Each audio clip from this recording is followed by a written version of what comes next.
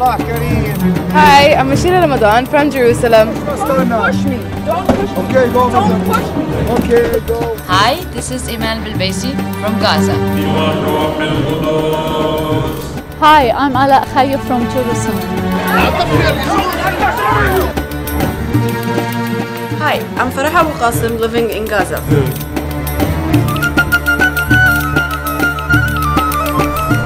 Hi, this is Diana Zir from Ramallah.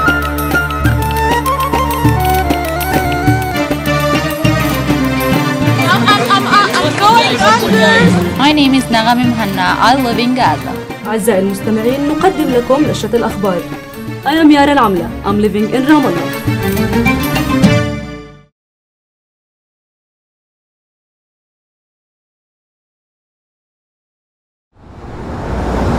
Hi, so today I'm in Bethlehem and I'm coming to visit a family here that has been originally living in En Karim, but were evicted at the war of 1948 because of the Israeli occupation of the village of Ein Karem.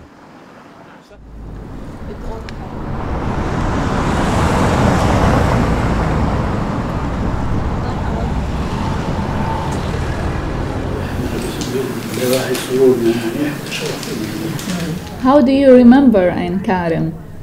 I remember it very well, very well. It's between mountains. It's between, because it's very low, and during the winter time it's very warm, and in summer it's very hot, and it's surrounded with mountains. That's why the weather was very fine and nice, and we used to enjoy it there.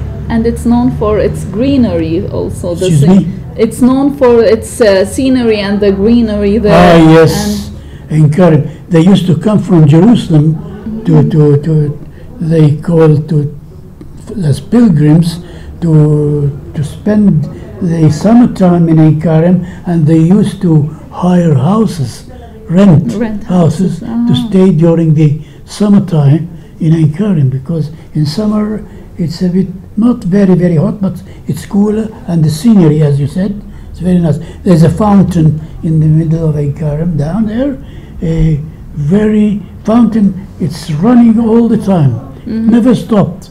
Since I was born, and when I left En Karim, I used to see the fountain running all the time, and the water is very fresh there. And near the fountain there are some lands, and they cultivated the land because there is much water in En Karim. So I enjoyed it in En Karim, and when we left En Karim during the war 1948, we were very sorry to leave it, because all my childhood, all my memories are in En Karim. So it was difficult for me. Can you tell us about the experience of living in Karim? How do you remember it? Experience of living, it's a very bad experience. It's not a good experience, because we had to leave the house. We left the house as it is, with everything. We never took anything. We didn't take anything. We couldn't, because the enemy, or the Jews, let's say, were bombarding En Karim at that time, and so we were forced to leave, because it was dangerous for us to walk in the streets, and we had to leave very immediately. So we left En Karim, and we felt very sorry to leave again, because our memories, our souvenirs are in En Karim. I can't describe you the sorrow we left when we left En Karim. We can't, because the Jews were bombarding En Karim from all the sides, and they are very, I don't want to say they are very clever, they are very cunning. They left a little passage. They bombarded En Karim from all around. They left a little passage for the inhabitants of En Karim to flee from En Karim, to leave En Karim. They did it on purpose, so that they should leave, because the Jews are coming in thousands and thousands to Palestine in order to dwell. They left their countries, European countries, they left in order to come and live in Ein Karem. Not only Ein Karem, in all the territory of Palestine. So we had to leave Ein Karem under bombardment, under shooting and everything. Many people were shot dead during our flight from En Karim. Many people were, old people, young people, everybody. And we had to leave. And we came here, we took refuge in Bethlehem. She is Genevieve Rock, the wife of Mr. Jacob Rock. And you حضرتك انولدتي كمان بعين كارم. انولدت في عين كارم وعشت فيها لغاية 12 سنة. بعد سنة 48 رحلنا. والسبب انه رحلنا اول اشي كانوا القسطل فيها حرب ويمرقوا المجاريح على الحمير راكبين وكلهم دموم واحنا صغار كنا نرتعب يعني. معلش بس اترجم. Okay. She was born in the village of Ein Karem and she lived there until she was 12 years old when they had to flee in the war of 1948. And the reason they had to flee is because Ein Karem is very near to Al-Qastal, which was the main road where all the fights and the wounded people used to pass through. وكانوا يوم بدت الضرب على عين كارم ارتعبنا. كانت القنابل توصل في وسط البلد فوجه الصبح رحلنا. وكان رحمة أبويا محضر يعني زي ما تقولي أشياء على أساس إذا رحلنا ناخدها معنا أكل ما أكل. بعدين she's saying that at the village of Ein Karem, when it was starting to be bombarded by the Israelis, they thought that it's very dangerous because the bombardings and the bombs were used to reach the midst of the village of En Karim. So they, her father, her late father, may God rest his soul, he thought that they should get out of there before anything bad happens to anyone. And they prepared like a small bag of things like food and so on to take with them in order to flee out of the village. وطلعنا جبل كريمزان. بس سمعنا في واحدة من عين كارم يعني من العجايز اللي ضلوا 4 عجايز 2 عمات أبوي 2 عمات أمي. واحدة غريبة يعني نازلت ماخدة شربت نوليها من العين وهي في الطريق انطخت وانقتلت ماتت. So early in the morning they left to the mountains leading to Kremzan in Bejala, and on the way they heard that one of the old ladies that were left in the village because they couldn't cope and go through this tiring process of fleeing through the mountains. There were 2 aunts of her living there, and they stayed in that village, and 2 other aunts from her mother's side, 2 of her father's side and 2 of her mother's side. And they heard on the way that one of those old ladies that was going to get water from the fountain was shot on the way, shot dead. Bye.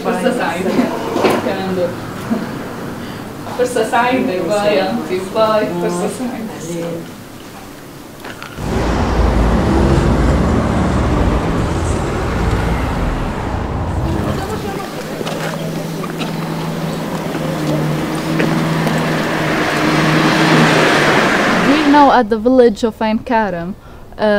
The special thing about this village is that when it was initially deported, the people who were living here, the Palestinians, it was the buildings of it were intact somehow by Israeli forces. So now you can see the old houses just the way they were before the war in 1948. This is my grandfather's house from my father's side. This is the rear side. all of this, I mean, around, but it is. The house of your grandfather, from your father's side? Yes, from my father's side. If we go there, we'll go to the front side.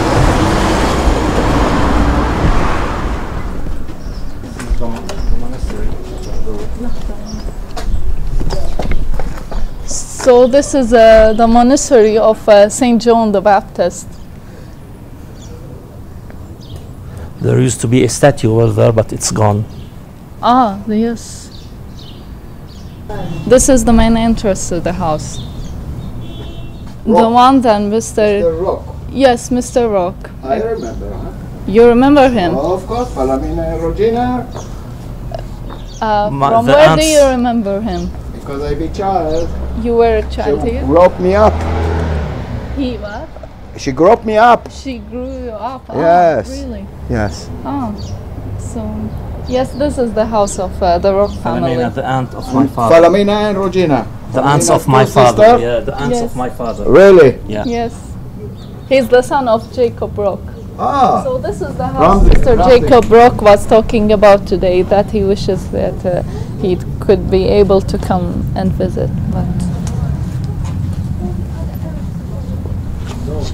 Yes, right? Yes, this is my grandfather's house from my mother's side. It was built in 1886, it is written. And it has inscriptions in Arabic over the door. Yeah. It's a poem. Yeah. So how do you feel that you're here now and you're not able to enter the houses that used to belong to your grandparents and your parents, Yeah, the place where I they never were lived born? here actually, but each time I come here and see the calm and the tranquility of this town, I'm a bit angry because I can't live here. Because I like calm towns or villages. I like the village atmosphere. Yes, this village atmosphere is unique. And it's only 7.5 kilometers from the west of Jerusalem. Yeah. And not that far away from Bethlehem either, but they cannot enter due to the lack of permissions from the Israeli authorities. This is the story of Palestinian refugees. I wish Mr. Jacob was able to come here, or your mother. Let us go and see the spring, the fountain that Mr. Jacob was talking about. Let's go and see it. And as you've seen, this church, the Church of St. John the Baptist, is one of 7 churches and monasteries that are here. مرحبا. أنت ساكن هون عربي؟ يا ريت أنا عربي إلنا دكاكين هون. إلكم؟ لا يعني مستأجرين هون. مستأجرين ومش سكان هون. لا أجدادنا كانوا هون. أجدادكم معلوم. إيش اسم حضرتك؟ من دار مين؟ يعني بشيتي؟ عائلة الشيتي. ما هي الحال؟ من دار مين؟ This is a person who's saying that his ancestors were of this village, and now he is renting the stores from Israeli people so as to sell things here in the hometown of his ancestors, and that they cannot live here. He says, I wish I could live here. احنا من Sleepless in Gaza and Jerusalem. As you can see, tourists from all around the world, they are able to come here and enter easily, while people that used to live here and are owners of lands and houses are not able to. Well, I guess this was one of the lucky villages, because many other villages were completely destroyed and not even the buildings remained to witness this event. So now, as you can see, it's an Israeli city. And it's no longer considered like a village as it used to be, because it's now so connected to Jerusalem. Let's go and see the fountain, or actually it's a spring, not a fountain. Let's go and see it.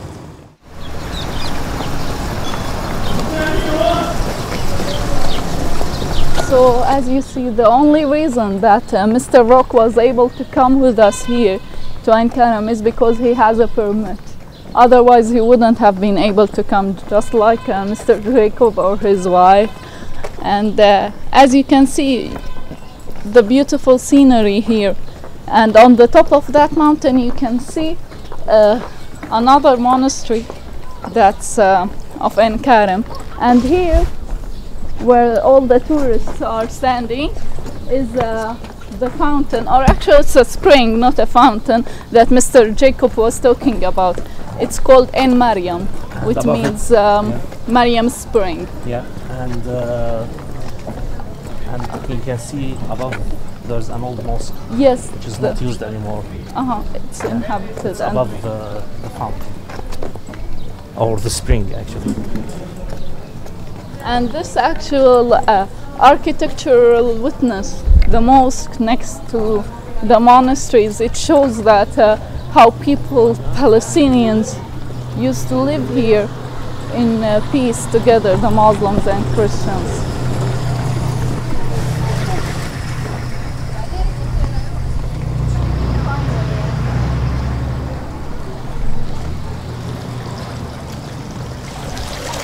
So this is the fountain that Mr. Jacob used to talk about, and this is where they used to come and get the water supplies in the old days, and it's still growing. So this is one of the water sources that are now used by the Israelis instead of the Palestinians, and everyone knows that it's a problem of water here that's existing and of resources control.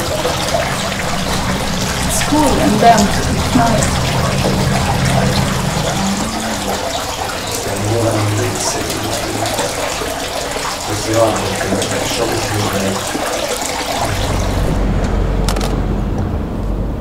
So these are the lands that were taken from the Palestinians in 1948, and they are the dream that they will return one day to these lands, the refugees from En Karim village.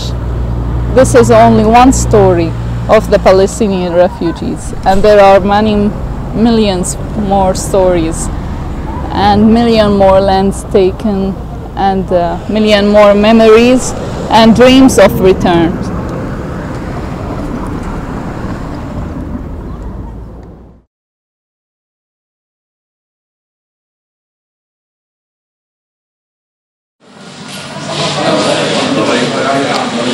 Before 2 weeks ago, the government in Gaza imposed a new tax on some goods.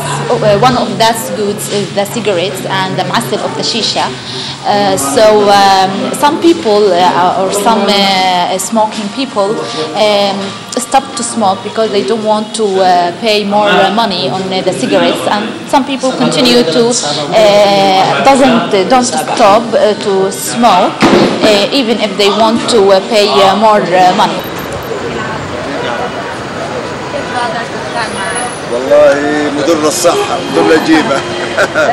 كثير مأثرة عليكم قصة انهم رفعوا سعر الدخان؟ والله مأثرة، هي صلي على النبي، مش بدها مأثرة علينا، على الجمهور كله. مأثرة على العالم كلهم، يعني مش على قدر واحد اثنين ثلاثة، مأثرة على العالم كثير. طب انت بالعادة باليوم قديش بتدخن؟ لا ما بدخنش كثير.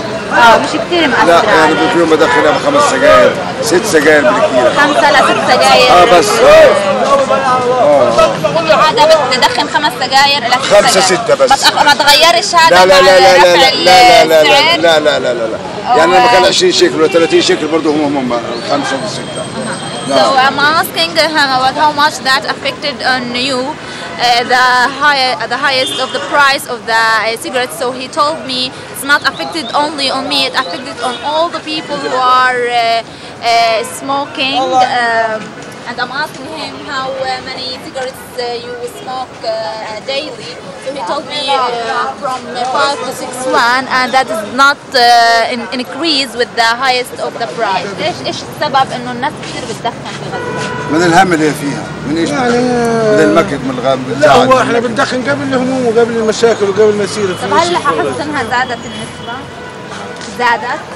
طبعا بتزيد كل ما نعمل بتزيد Here in Gaza, maybe people like to smoke because they have lots of worries and they want to go out of their tensions of the day. So we are keeping searching about people who are smoking or stop smoking. I'm in Italia Mall, and this place has lots of cafes. As you see, there is the Sultana Cafe, and here is the Milano Cafe. And youth like to come to those cafes to spend their times there. For sure, they have lots of time, and they are spending it in cafes because there is no places in Gaza instead of cafes for the youth.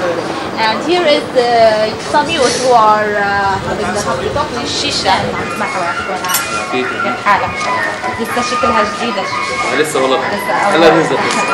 احكي لي كيف قديش بتشيش في اليوم تقريبا؟ أنا والله بشيش بمعدل مرتين 3 مرات في اليوم. مرتين ل3 مرات. So I'm asking him. بس طبعا اليوم او من يومين بس بديت اشيش مرتين 3. انا اصلا بشيش 5 أو 6 مرات. والله. بس مع ارتفاع الفلوس انه صار واحد يشيش مرتين بس. So he used to smoke from 4 to 5 times daily. He used to smoke shisha, but recently he started to smoke it for 2 to 3 times because the highest price of المعسل of the shisha. قديش مأثر عليك قصة انهم رفعوا السعر؟ هلا قديش كان حقها وقديش صار حقها للشيشة؟ اول شيء كان مثلا راس شيشه اللي زي هيك 5 شيكل تقريبا. بعد الغلاء اللي صار او بعد قصه الجمرك اللي طلعوها على باكيت المعسل، صار باكيت المعسل زاد سعره فزاد حق راس الشيشه، صار 7 شيكل، في 8 شيكل، في كافيهات عشان تعمل نظام الضريبه صار راس الشيشه ب 10 و ب 12 شيكل. So I'm told him I'm asking him how much that affected you and the price, how much they raised it. So he told me before I smoke one shisha with the 5 shekel, but now with 7 to 8. And there are some cafes which follow the law of tax. So they rise it for 10 shekel and sometimes for 12 shekel. And how much that we see that they rise it like 50%. طيب قصة الدخان كمان هم رفعوا مش بس الشيشة كمان الدخان. انت بتدخن ما بتدخن؟ انا والله انا غير مدخن لكن والدي مدخن. علبة الدخان يعني اختلفت انواعها. في علب كانت مثلا زي الألقم 5 شيكل، اليوم صارت تنباع 8 شيكل. يعني صاروا يحكوا انه في دخان مجمرك ودخان مش مجمرك. دخان مجمرك صار هلا 8 شيكل. طب ليش كل هذا عشان جمرك مثلا عشان نفق مثلا او عشان ما بعرف بصراحه، بس انه الوالد مثلا بدخن علبتين 3 علب في اليوم صار يدخن علبه ونص. مش قصه توفير، قصه انه خف مبيع الدخان عن اول بسبب غلاء الاسعار طبعا الدخان. So I'm asking him that is he a smoker the cigarettes or not? So he told me no, I'm not a smoker and I'm not smoking cigarette, but his father is a smoker and that's affected on his father because he is wondering why they raised the price of the cigarette from the one which is costed 5 shekel, why they raised it to 8 shekel. There are lots of people who increase their buying for cigarettes. So his father used to smoke 3 boxes of cigarettes a day, but now he smokes like 1 box and a half. Not because only the price of cigarettes, but also because ليش مش بس يعني هو ليش قلل مش عشان انه سعرها ارتفع، ليش كمان ليش؟ هو قلل لانه التاجر او البياع اللي بيجي له ببيع الدخان مثلا كان يحمل كميات، بس بسبب الغلاء صار يخاف يشتري كميات، صار يشتري مثلا كروز او كروزين عشان يقدر يبيعهم ما يضلش عنده. So not only because the highest price of the cigarette, but also because the vendor who used to bring huge amounts of cigarettes boxes, they increase their goods, and instead of bringing like 300 boxes, now he bring 100 to be sure that his boxes will be sold.